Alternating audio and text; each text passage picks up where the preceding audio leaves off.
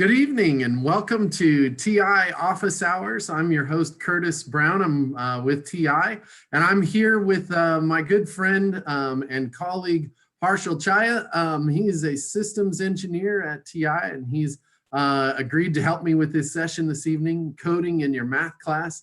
I'm super excited about all of that and the content that we have ready for you guys tonight. Let me just say this, as I do every time, I really just want to continue to express my gratitude and my thanks to all of you teachers who are out there taking this time so seriously and working so hard with your students in this difficult and challenging situation we all find ourselves in. I'm sad that we're having to do it this way, sad that we're having to deal with it this way, but glad that we can provide some materials and resources for you guys and try to give you some other tips and things you can be thinking about with your students. And so again, I just thank you for all your hard work. Harshal, I'm super excited that you're here with us this evening. I'm going to go ahead and share our agenda slide here real quick, and then we will go ahead and get started with what you've got going. So just here's a couple of things. First of all, if you would like to, Harshal and myself both are active on Twitter, and you can follow Harshal definitely more than me, but you can follow either one of us and find some interesting things going on there. Here's our agenda for this evening, or I think there's our agenda for this evening. We're going to look at a few coding projects. We're going to be looking at things on both TI-Nspire and on TI84. This evening. Harshal's going to do some stuff around an area program. I'm going to look at the slope of a line. Harshal had a really neat idea of dealing with area of a circle inside of a loop. So we've got some fun things there. I've got probably one of the things that I'm most excited about when he talks about coding in math class, the connections with recursion. Then we'll look and do some fun things with prime numbers, drawing on Nspire, looking for square roots. It seems like we've got an awful lot planned, Harshal. We may not get to everything, but this is what we're going to try to do. So we'll see. Why coding in math? Well, I really fell in love with it actually after leaving the classroom and coming here to Texas Instruments and starting to think about how coding can kind of tie to your math classroom. I think the first bullet is really important, being able to reinforce your knowledge. I think a second thing, and maybe the most important, is the fact that coding, and Harshal, you can speak to this, that coding really is another modality for speaking to math. I mean, we talk about numeric, we talk about, sort of an algebraic or algorithmic type of dealing with mathematics. We talk about a graphical approach in representing mathematics. We even talk about verbal and even physical ways to represent mathematics. But I think coding really fits in there as maybe a sixth way to do that. Then, our final thing that I like about this, or I think about when I think about why coding in mathematics, is just the stuff that ties together. So in mathematics in particular, in an Algebra 1 course, Harshal was talking about this earlier today. When you think about an Algebra 1 course, you've got variables. Students are introduced to variables. We use them all the time. Functions that return one and only one output for a given input or set of inputs. That's the definition of a function that students deal with, and that totally applies to coding and computer science. Thinking about initial conditions, coding conditional statements, all of those things are things that really, have meaning and have similar meaning in both your math class and in some computer science applications. And so why not integrate the two and help deepen the understanding? So Harshal, I'm gonna turn the ball over to you and let you get started talking about our first project, which was area formulas in an area program. Does that sound good? Yep, that sounds good. Thank you, Curtis. And I do want to second what Curtis said. Thank you to all the teachers who have been dealing with this situation in a totally new way, but still making sure the learning goes on. Let me share my screen here. Just give me a second. Marshall, while you're getting ready to share your screen, I probably ought to point out the fact that both you and I are moving at light speed, or perhaps it's ludicrous speed. I can't figure out which. It looks like you're dressed up with a lightsaber and all that kind of thing. Is today some sort of special day? Yeah, well, it is a special day. It's the 4th of May. So we will talk about May the 4th with you. And in fact, one of the with you, right? yeah, May the 4th be with you. And one of the things we will do today is I'll actually write a program to show the background that's on my screen here. It's actually a background that was generated using a program written on the TI-Nspire. You could also do it on the 84. I just happen to use the Nspire. So we will get to that a little later in today's session. But as Curtis said, let me start off with something where we calculate the different areas of different shapes. And I have some things that I wrote earlier just to be efficient. But I'll show you, I'll walk through the code and we'll look at how do we extend this. So in TI-Nspire and on TI84, we have programming built in. Anytime, so I will be showing you the Nspire calculator and the emulator on the PC. I'm using Windows 10. So if I create a new program, right there it says Program Editor, and I can start writing a program right there. I can give it a name, my prog 1, and then get started right here. You can do the exact same thing on the calculator. Today for this session, we're using the desktop just because we're sharing all the live screens with you. The other cool thing is that you can use the menus to insert the code, the commands, so you don't have to type it in. I'll show that to you in just a second. So for example, here, we started off by saying this is, let's display something on the screen. So the first line will display these two words, area calculator. And then we give choices. Do you want to calculate the area of a rectangle, a triangle, or a circle? And then we ask the user to make a choice. Get key here does what it sounds like. It gets the key. It waits for the user to make a choice. And then based on the choice, we switch to different things because, of course, the area formulas for rectangle, triangle, and circle are very, very different. So this is where the conditionals come in. We say if C is equal to 1, which means we made the person running the program made the choice for rectangle. Then we ask for two pieces of information, the length and the width. And then we calculate the area, L times W. Otherwise, else if the person chose a triangle, then we ask for two different pieces of information. We ask for the base and the height, and then the area formula is half times base times height. Now, of course, this is where we want to include the information about the circle. So what we would do here was we want to go to control and pick else if, and we say C equals 3. So now we are doing the formula of the circle, and we want to ask for the radius. So we go to IO, which is input output. So number 6, request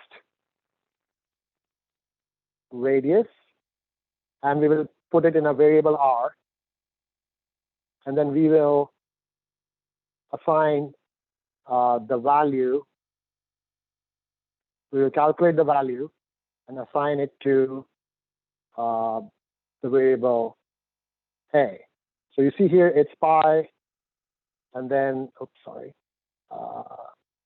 times R times R. And then at the end, because we are done with all the if statements, we just close it with an end if. And at the end of it, now we want to display what the area is going to be. So we go back to IO disk, which is the display, and we say area A. So that's what we did. So we asked for 3 choices. The user makes or they enter either 1 or 2 or 3. Then based on what they chose, we go through the we ask some more information, and then we calculate the area based on what they picked, and then we display the area. So to run this program, you can either do menu, actions, check syntax and store, and run, or short form is you see here it says Control R. So either of those is fine. So when you run the program, you hit enter. So now here we have to make a choice whether we take rectangle, triangle, or circle. Let's start with something simple. Let's go with a rectangle. So I press number 1 here. You see here on the left side, you'll see the keys highlighted based on what I'm pressing here. So I press 1. So because I pressed 1, it's a rectangle, so it's asking me for the length. Let me enter 5. Hit enter. The width, let me put 6. Hit enter. And so now the area is 30. Now this is a simple program. It does not have a lot of error checking. So for example, if I ran the program again, excuse me, if I go back here and I run the program again, and I pick rectangle again, and I put in a negative length, which, and I keep, let's say 3, it'll give me an area of negative 15. Now this is, logically doesn't make a whole lot of sense, but this simple program, of course, does not account for the fact that the user may enter something that's invalid. So that's a good way to also teach about error handling. How do we make sure that the input values are valid and correct instead of just using them as is. So this is a good starting point of talking about how how do we look at the input and make sure that the inputs are valid. Let me run this just one more time to show the circle option, because that's what we just coded in. Let me put the radius at 10. And so now this is pi r squared, so that's 100 pi. That's 3.14.159. So that's the area program with different shapes. We could extend this to other shapes that you would like, but it's a good way to introduce input. So request the input, use it in a calculation, and then display the output to the user. Curtis, is that good introduction using the area program? I think that's a really good. I think that's a really good way to get students thinking about this. One of the things, that we're displaying here, and whoops, I see your area is really, wow, that's really cool. I wasn't paying attention to what you put in as your radius. And all of a sudden I saw pi multiplied by 100 and didn't think about that. So I think it's really interesting to try to think about ways that you can get students involved in coding in your math class. And this is certainly one kind of pretty easy first step. Just let's have them code something that they know, and then just use it in the program. And I forgot to even say this in the very beginning. I've been trying to coin a phrase for years now called, and saying something like, if they can code it, then they know it. And certainly, if students can write code to compute the area of a rectangle or a triangle, or the area of a circle, or something more interesting even yet than that, they know it if they can put it into code and communicate with a device to make those computations. So that's really, I think that's a good step. And Harshal, I'm going to take the ball back here in just a second from you. And I'm going to display this, but before I do, I'm just going to ask a question from our audience group. If you guys could just put in the chat some ideas of things that you may have either had your students code, or you just by seeing that area formulas idea, maybe you've got some other ideas that we can talk about and think about in the next coming a little bit before I go on. So go ahead and put that in the chat real quick, and then I'm going to start sharing my screen. Harshal, if you'll stop, I think I'm ready to go here. And then, yeah, let's keep moving.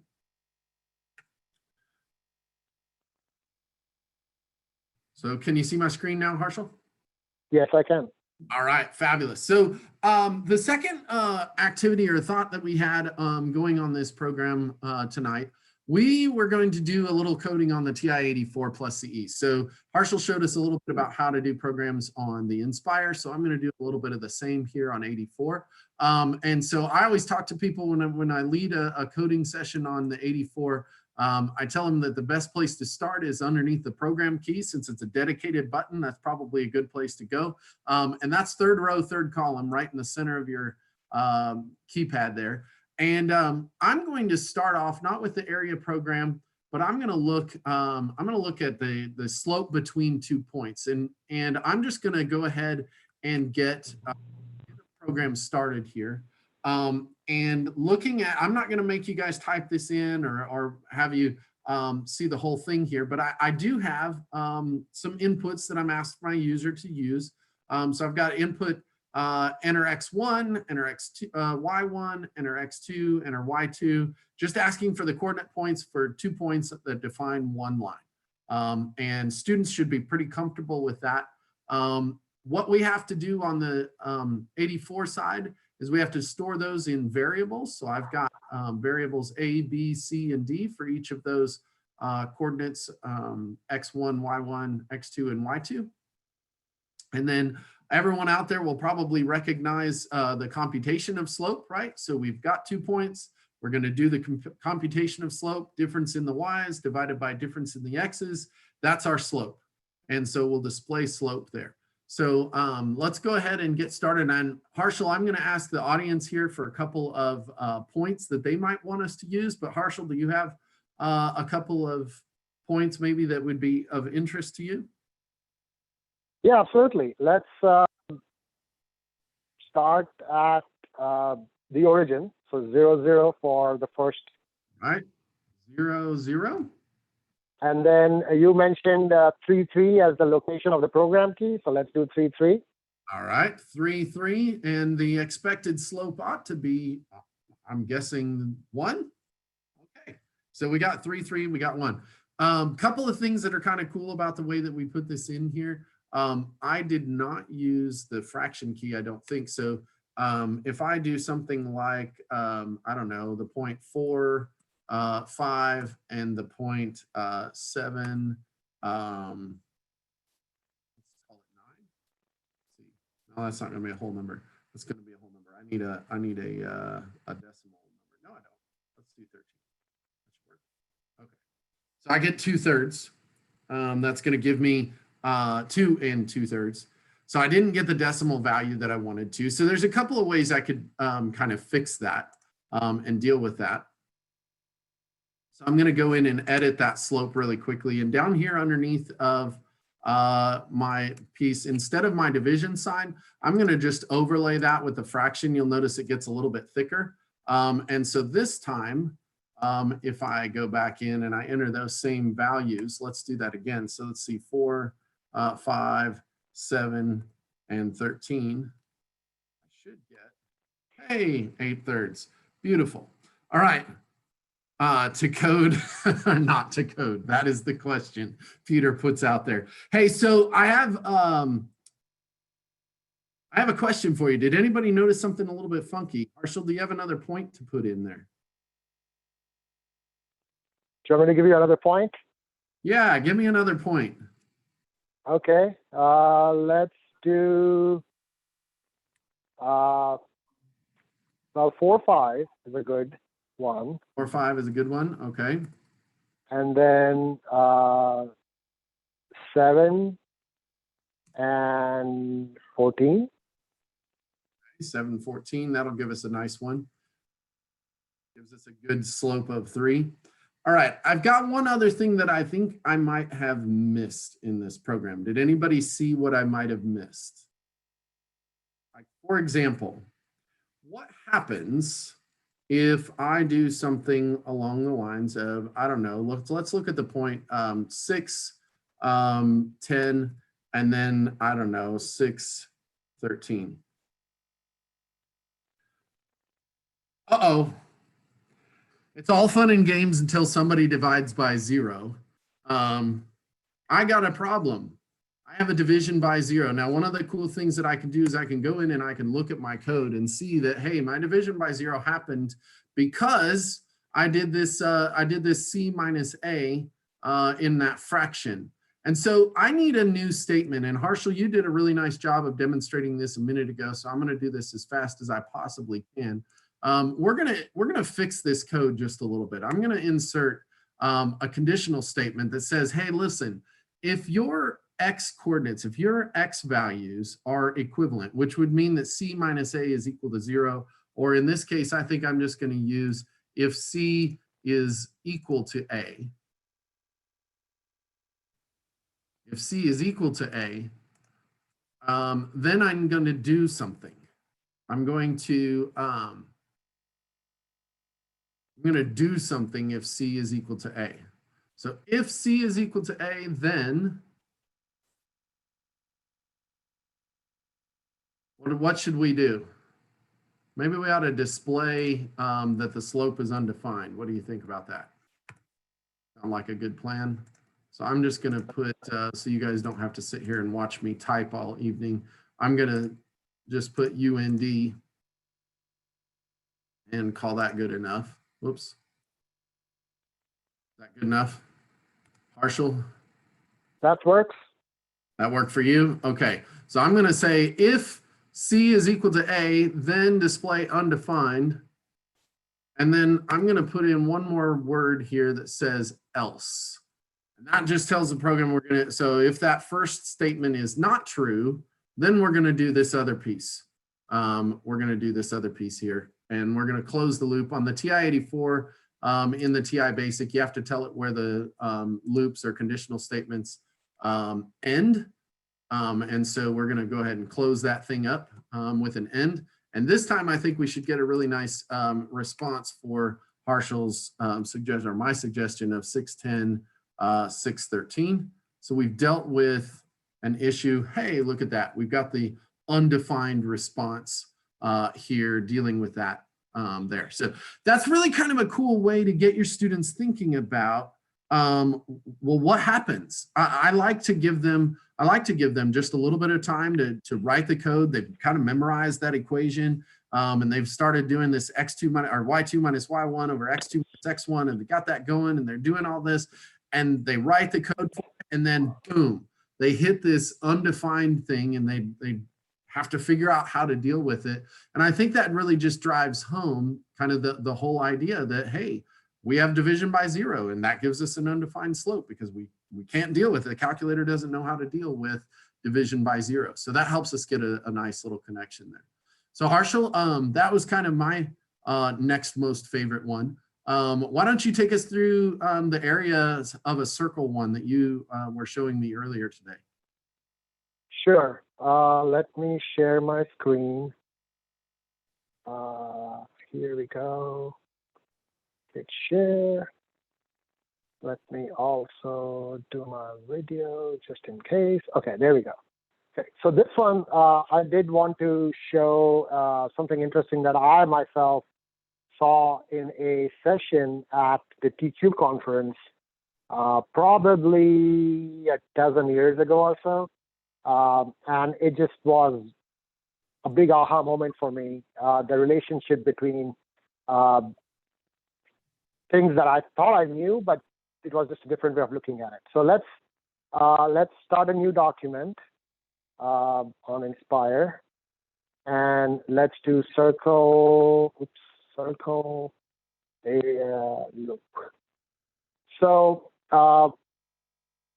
we saw earlier that if we wanted to define the area of a circle, we would say area is pi times r times r. But now, if we wanted to do a lot of, we just want to calculate the areas of a lot of different circles, then we want to do a for loop, what's known as a for loop. And today, especially being May 4th, the slogan should be "May the 4 be with you." So we are going to start with for loop here. We will have the variable r go from 1 to 100. And I can say I want it in increments of 1, but if I don't say that, then that's what's assumed.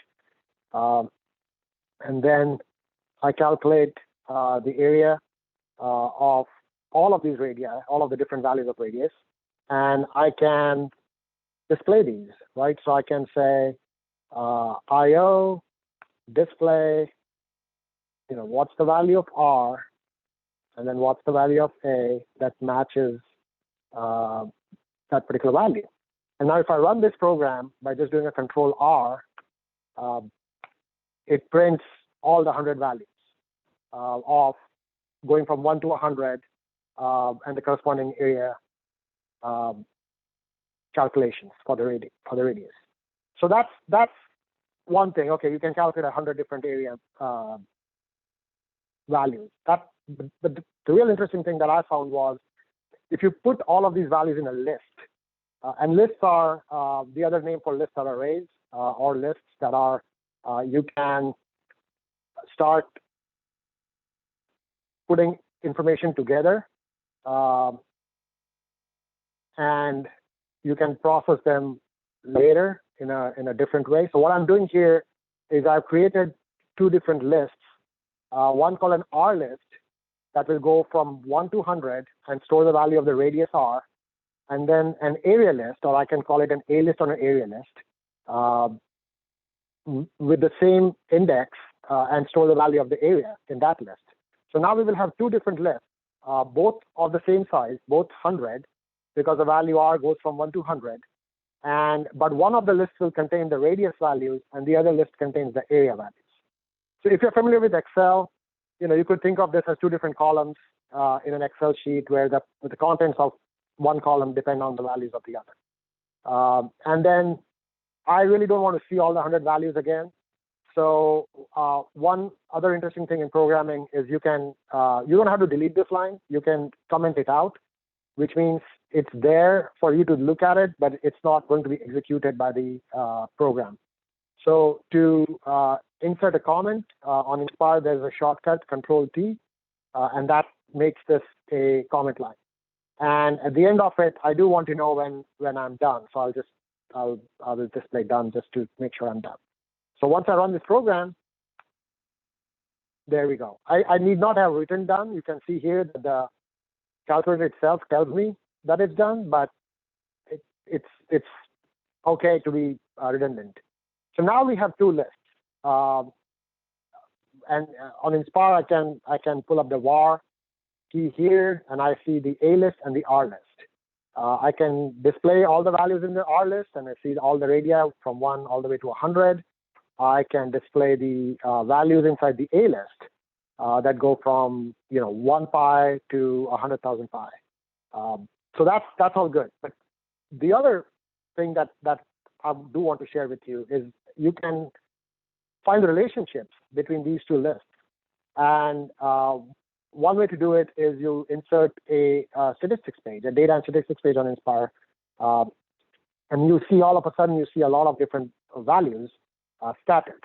But the way to bring order to this list is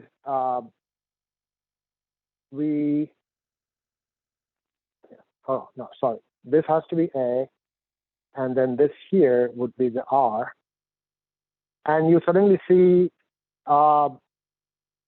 the relationship plotted between the different values of R and the different values of A. Hey, Harshal, that looks parabolic. Can we fit can we fit like a quadratic to it?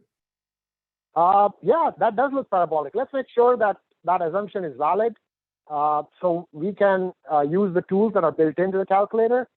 That's another example of what Curtis was saying earlier, that the coding and the math complement each other. They support each other. So when you go to, analyze, regression, and you do a quadratic regression on that, you see the value that was calculated, and it's 3.14159. Y is equal to 3.14159, x squared plus, and these are some numerically insignificant values, for all practical purposes, these are 0. It's 10 to the minus 11 times x plus, 10 to something times 10 to the minus 10. So for all practical purposes, is the first term that is dominant. And if you look at the formula, it looks like, y is equal to ax squared, and a just happens to be the value of pi, which makes perfect sense because this is the formula for the area of a circle. So that's, when I saw this for the first time, like I said, many years ago, it just really helped kind of cement the relationship between, geometrical concepts, area of a circle, how do you calculate it using, formulas. And then when you look at the list in aggregate, what is the relationship between the different variables that we're using here? So, and using coding on a device meant to teach mathematics, like the calculator, these kind of relationships are a good way to just kind of show the interconnectedness of the different ways of representing math. That's awesome. That's really, really cool. Harshal, I'm gonna take the ball back here and do another one, just because you set me up really nicely there for this one, which is, looking at the connection between the displays that we have in physical world or in other relationships and the things that we can do with coding to kind of connect mathematics. So I want everybody out there to kind of consider, you can see my screen okay, right? Yes. So consider the following sequence. Think about this for just a second. We could have, let's see, oh, there it goes. We could actually see this, and then this, and then this. So what do you notice? What do you notice happening? And Harshal, you can speak on behalf of the crowd because I think we have a little delay here. What do you notice happening here? The number of people or the number of dots increases in a particular pattern every time you add a square. Okay. And the way I look at this, to me, these looks like table settings. I don't know if that's, if everybody else sees it, but I see table settings when I see this figure. And it tells me that, based on the number of guests, how many tables do I need? Right. And so, so every time you add a table, which is one of the squares, you can accommodate two more people in your dinner party. Okay. So if I have n tables, then I get, what is it?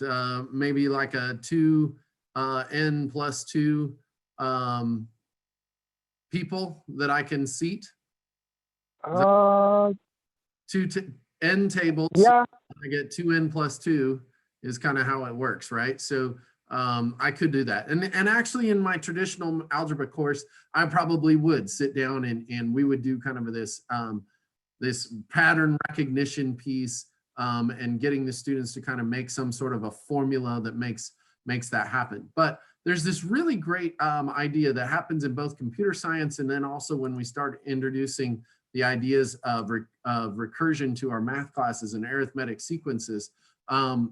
And so I've got a program here that I'm going to just display in PowerPoint, and then I can run it on the calculator here in just a second to verify that it works. But here's the idea. So in recursion, when we teach it in our math classes, we teach through this and we talk about the initializing variables or coming up with initial conditions for our setting, right? And so back on that picture that we had just a moment ago, our first initial condition was, well, okay, so we had 4 seats. We had 1 table, so that's our initial condition, first table, and we had 4 seats. And so we can talk about, initial conditions. And in coding, in our situation here, we might show our initial conditions as initializing those variables. In other words, I'm going to store some values into S, into the first space in list 1 and the first space in list 2. So I've got those first initial conditions or those initial variables here. And we even write it the same or similarly in our math classes with U1 is equal to 4, right? So that's our initial condition. Now, the cool thing is it doesn't stop there. When we think about creating a rule for how we were changing, it really kind of felt like a loop, right? You could see, okay, the first one had 4, the next one had 6, the next one had 8. So you could kind of see this kind of building arithmetic sequence that we were adding to from the previous one every time. And so in our case, we would write this as 4n greater than 1. Well, guess what? We use a for structure for a closed loop, for a bounded loop in computer science. We say this for n is greater than 1. So that starts at 2 and goes up to n, however many we want to do, the number of tables that we're going to use, that's what we would say. It doesn't stop there either. Like we can write that same, the previous one plus 2 is use of n. That would be the rule that we would write in our math classes. Well, guess what? It looks kind of the same thing as before. In our computer science version of this, we're going to say, we're going to take the previous index, the previous number of tables, so that value plus 2 and store it into the new number of seats, and then we'll just plop that one back in. I did this kind of to help students make the connection that we were storing the number of seats. I could have just said list 2 is t minus 1, list 2 of t minus 1 plus 2 is list 2 of t. That might have been a more direct connection here, but I wanted to make sure that we remembered that we were dealing with seats. But anyway, so that's our formula for computing this. And then finally, we can show the number of tables. So it just kind of click, click, click, and we can display that. So this is a really nice connection because the computer science stuff and the math stuff that we normally would be doing and teaching, they connect side by side. And so I think it makes perfect sense when we start teaching recursion or we start looking at arithmetic and geometric sequences and the things they describe, that you could definitely work in doing a little bit of coding to do that. And so I'll just, I'll show you the way kind of this program works. So I have it here called tables. That might have been why Harshal thought that this looked like tables. I don't know. And so number of seats at n tables is what we're looking for. So let's look at, I don't know, how many tables you think are in the 64th table? How many seats at the 64th table, Harshal? 64th table. Well, 2 times 64. You weren't supposed to work it out. You're supposed to just shout out a guess. 130, right? Yes. So, and that's pretty cool. I mean, it gives the students a way to go, oh yeah, okay, so my calculation worked, or my program worked, or my thought process worked. And that isn't the only way to do this one. There are probably lots of other ways to do that. But I thought, man, this would be kind of a cool way to do this. Now, just to kind of keep this ball moving and getting a few more things out there, I thought it might be a kind of a fun one to push us just a little bit farther in this conversation. And Harshal, I'm going to do this while you're getting ready to share your next favorite piece. So I'm going to share another programming idea that I have for working with students, and that is I've got a little challenge for all of us. So let's think about this. So Euler or Euler, depending on who you are and where you're from and how you were taught to say it, came up with a really kind of a fun way to think about lucky numbers. And so, you know, I'm not going to advocate looking for lucky numbers or anything like that. But, you know, if you guys want to play the game along here, I want to see if you guys can guess some lucky numbers. So Euler had some really cool things here. He came up with this idea that any number that satisfies this condition must be lucky. So here we go. We've got this quadratic, n squared minus n plus p. such that any integer n greater than or equal to 1 and less than p makes that polynomial prime. So any one of those that makes that polynomial prime would be considered a lucky number. So the challenge here would be, we start talking about prime numbers at a relatively early age. Students kind of get the idea of what it means for a number to be prime. So they can probably start to figure out how they can decide whether a number is prime or not. Most of them will go to kind of the typical, well, let's just take that number and divide everything, divide it by any possible factors that it could have, so numbers less than it, and see if we come up with a number that goes in evenly, and just see what happens. So that's one way we could do it. And oh, Peter's got a guess. 7. Okay, so let's try that, Peter. I like your guess. I'm going to plop in. I'm going to just jump over here to the program that I've already written for this, and we'll talk through how the program works in just a minute. But let's see if Peter is lucky. I named it Lucky You. So let's see. So let's see if we can guess Euler's lucky numbers or Euler's lucky numbers. So I'm going to try 7, and let's see what happens. So the very first thing that happens here, when I get to the number 2, 7 isn't actually lucky when we type that in. And that kind of makes sense. Oh, he says, how about 5? All right, so let's try 5. We'll try this again, and we'll try 5. Hey, 5 is in fact lucky. And that's because 5 squared minus 5 plus 5 is not prime. What did I do wrong? Oh, for every number less than. I forgot. All right, so for every number less than, it does work out. 5 is good. Good guess. Any other guesses in the audience out there before I start? Ooh, 5 or 17? Oh, let's try 17. I don't remember if 17 works. It's going to take it a second. You'll see it work through. Now you guys can kind of see how my logic is working on this. 17 is in fact lucky. Good work, Peter. All right. So now you guys can kind of see what my logic was with that. In fact, I'll put that up there one more time. We'll run it through with 17 one more time so you guys can kind of see what's happening.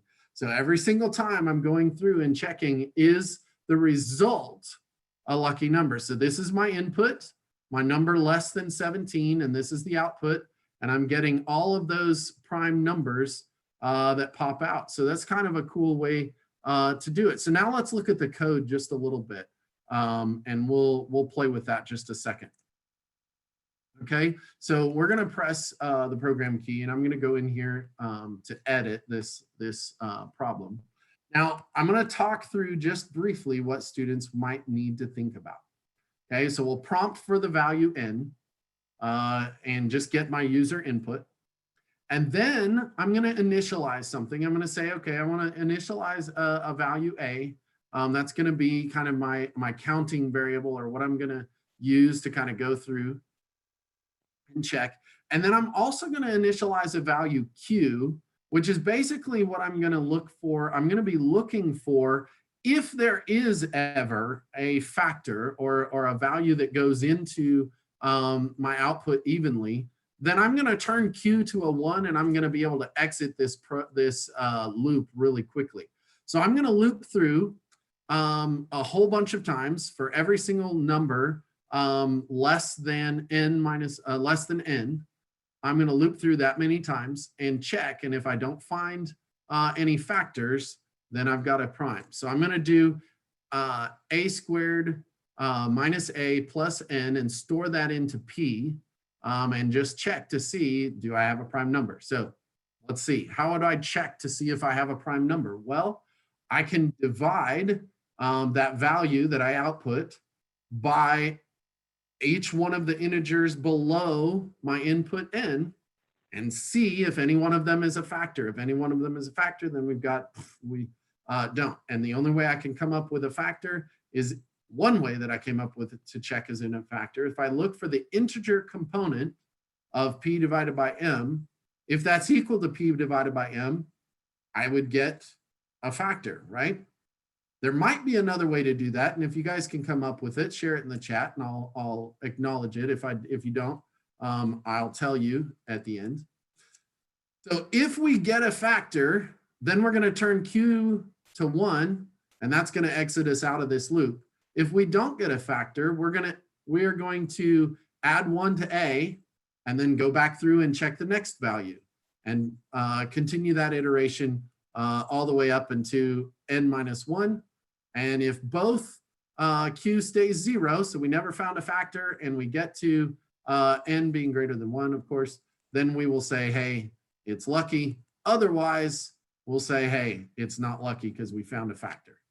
And did anybody respond with the other way we could possibly check for prime numbers? There's probably lots of ways.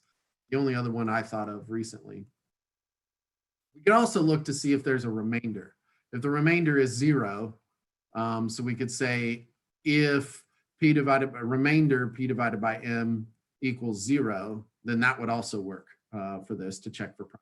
But just, getting students to think about what is a prime number and how does it work in this application is kind of a fun way to do it. And they can spend all their afternoons trying to guess Euler's lucky numbers. I will tell you that you don't want to guess any numbers bigger than, say, about 41, because after that, there are no more lucky numbers that solve that scenario or fit that scenario. So 41 is, in fact, the largest of those lucky numbers. So anyway, I thought that might be kind of a fun, one to mess with. Harshal, have you got another thing to share for us? Sure. I can show some of the drawing examples. Maybe the one that generated the background that I have. Yes, I think that's a great idea. On Nspire, and then maybe depending on where we are, we can look at some other examples there. So let me, yes. So let me do a new.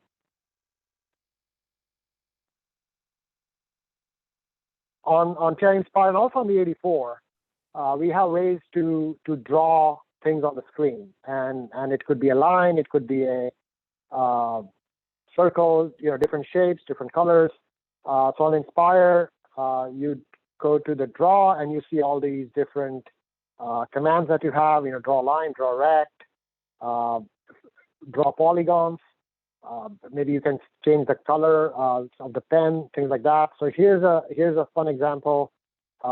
This is essentially drawing a polygon, and you have all these coordinates.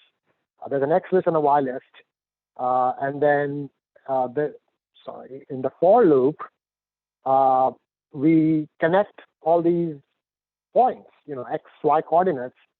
So we draw lines from X1, Y1 to X2, Y2, and we just go through the list here of coordinates. And what ends up happening is we draw the state of Texas. And so that's kind of a fun way to see how different, what are the coordinate points of your state, if you will. So that's one example of the drawing. Going to the, let me just do here. So on the Nspire, there's a drawable area which starts with 0, 0 in the top left, and that's just a traditional graphical programming. That's how 0, 0 is at the top left, and then the positive x-axis goes from left to right, and then the y-axis goes down. And that may work great for computer science and graphics programming, but for math programming, it's a little easier to think of the origin at the center of the screen with the X and the Y as you would typically expect. And so what I've done here is I've done I set the window to negative 156, positive 156. So that divides the screen into 4 quadrants as we're used to. And then I fill the rectangle with black. So if that's all I execute, if these are the two lines that I run, then what we will see is a rectangle that fills the whole screen. Excuse me. And that's it. So it's just a pitch dark, it's a black rectangle that fills the whole screen.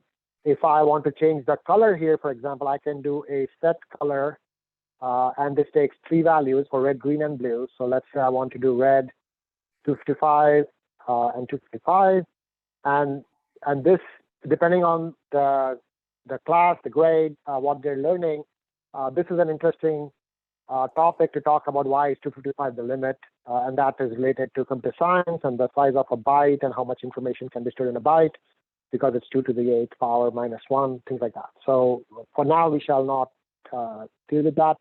I just wanted to show you that you can, we created a rectangle here. We set the coordinate of one of the coordinates of the lines to 0, 0, so that's the middle of the screen. We set the color to all white, so this is 255, 255, 255. And then I generate lines that are 3 degrees apart. So theta goes from 0 to 360 in steps of 3, and I just did steps of 3 so that we can actually see the lines. Otherwise, it's just too congested. And then I calculate the values of the other point of the line, x2 and y2, which is r cos theta or sine theta. Then I draw the line from x1, y1, which is always 0. So we always start at the center of the screen out to these other lines. And so that's a radiating pattern that we will see. And there you have it. That's the background that I have on the screen. And you can try different angles, for example. So if I change this to a larger step size, so from 0 to 360 in steps of 10 degrees, you only see 36 lines. So it's not as starry as before. So that's just a glimpse into graphical programming or graphics programming. There's lots of other examples on our website. Here's an interesting one that actually shows a topic that I think Curtis will touch upon in a little bit, which is sorting of numbers. So this program does a graphical representation of what a sorted list looks like. What it does is it generates a random list and then visually shows as it gets sorted. So if I run this program, you see these numbers. These are all random numbers. The height of the line represents the value of the number. And then once I start sorting them, you'll see that they all get sorted from the smallest to the largest. And this is just a graphical way of showing the output of the sorted list. So it went from a very jagged, very random looking set of numbers. At the end of the sorted value, it was a very smooth, monotonically increasing line. So that's another example where just the presence of graphics can enhance the understanding of algorithms and concepts in both math and computer science. And this particular program was written by one of our colleagues. I'd love to see that same program run in a statistics classroom, because when you did that, go ahead and run that again. Just so, I want to comment on that before you start running it. So if I asked my students what the average of those lines were, and they were to just draw a horizontal line across that where they thought the average of those lines were, I just wonder how many of them would actually draw that line right at the median, right across the middle of the page. It feels to me like the average might be maybe higher.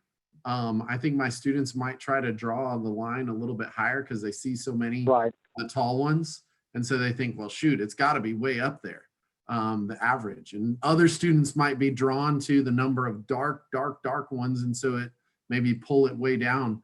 But just seeing that visual of how it sorts and everything could be a really fun statistics thing as well. So I like that. I like that process. That's a really cool one. Well, I see us kind of getting close to the end of time wise. And so Harshal, if you'll allow me, I'm going to share my screen one more time here.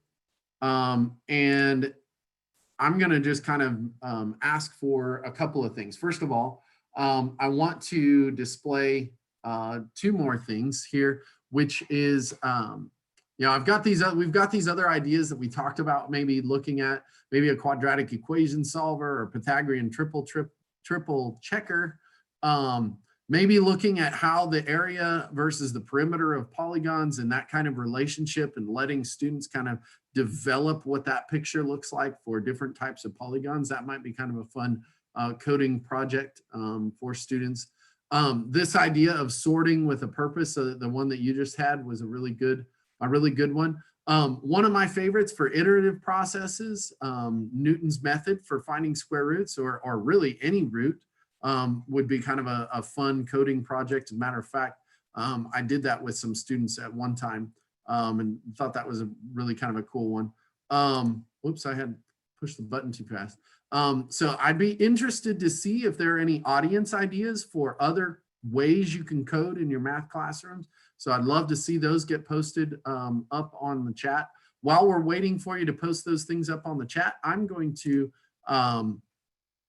do a quick shout out and a plug for a couple of resources we've got at the TI website. The first one is TI Codes, which is a great program that we've got ready for students and teachers to kind of spend a few minutes at home every day, since we're at home right now, doing some coding and getting familiar with how to code on either the TI-84 Plus or the TI-Nspire families.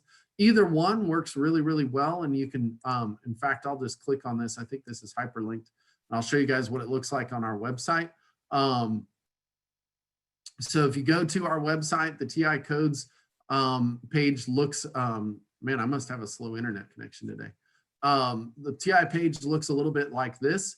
And underneath of here, if you click on that TI Codes piece underneath of the tab for activities, this is where you'll land, and you can land on either one of these. I'll just click on Inspire really quickly and show you where you can get in and get started. There's a whole list of pieces that lead you through on the web, so you don't have to print anything out. Programming basics, assigning values to variables, conditional statements, loops. We've done all of this. In fact, we've done all 6 of these things out of all 6 of these tonight during our session. So we've covered a lot of stuff, but you can see if you click on this and click on the skill builders, you can actually just step through step by step, and it shows you exactly how to write a program, all of the screenshots that it should look like, along with text to kind of guide you through. What you'll notice is that if you get by unit 6, it's not going to be quite as step by step. It's going to show you things that it assumes that you already know. So it does definitely gradually release responsibility there for sure. Then I'm going to show one more thing tonight, and I want to make sure that we get to it before we finish and wrap up here at 7 o'clock. And that's going to be the TI Codes contest. So this year we've an opportunity to partner with our good friends in Houston and NASA and the ISS group there. So we are super, super excited to be hosting the TI Codes contest for 2020 this summer. And the deadline for submissions is the end of this month, May 21st, 2020 at midnight Central Time. So you have to do the conversion if you're out on the West Coast, or you might have a little what might be considered extra time on the East Coast there by having 1 extra hour there. So just think about that. Really quickly, that will be a fantastic contest, and hopefully you guys can get a chance to do that. Before we sign off, I just want to again say, may the 4 be with you, because we've just been doing a lot about for loops and things. So want to make sure that I get that stated out there. Saw a few things from a few people coming in at the very end. Thanks, Peter and Judy, for tuning in and watching this one this evening. Hope you guys enjoyed it and got some good ideas. And with that, Harshal, I think I'm ready to say goodnight. Harshal, you got any last words? No, I just thank everyone for being today, and you know how to get a hold of folks if you have any more questions. But if not, may the four loops be with you, and live long and prosper. All right. Good night.